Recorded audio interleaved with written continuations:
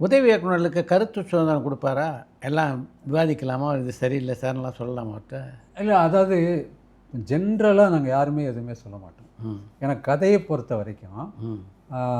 டைரக்டரும் அனந்த சாரும் தான் டிசைட் பண்ணிவிட்டு டைரக்டர் வந்து எழுதிட்டு வருவார் டைலாகை. ம். எழுதிட்டு வந்து அதை காப்பி பண்ணுறதுக்கு என்கிட்ட கொடுப்பாரு.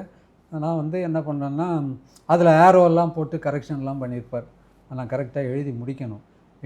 அப்போ என்கிட்ட ஒரு திறமை இருந்தது. அது அபார திறமை தான் நினைக்கிறேன். ஏன்னா அது காப்பி எடுக்கிறதுக்கு கூட டைம் கொடுக்க மாட்டார். உடனே டயலாகு கோச் பண்ணோம், ப்ராம்ப்டிங் வேறு பண்ணோம். நான் மனப்பாடம் பண்ணுவேன், மனப்பாடம் பண்ணி சொல்லிடுவேன்.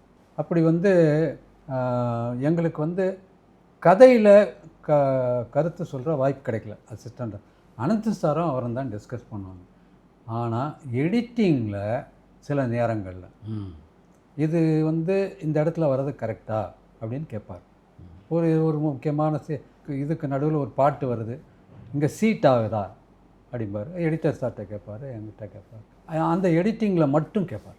அதெல்லாம் நாங்கள் சொல்லியிருக்கோம். அமிர்ஜான் சார் சொல்லியிருக்காரு, நான் சொல்லியிருக்கேன். ஈரங்கி சர்மான்னு ஒரு அசோசியேட் டைரக்டர் இருந்தார். பல படங்கள் ஒர்க் பண்ணார். பல படங்கள் அவர் தான். அவர் வந்து அவரெல்லாம் சொல்லுவார்.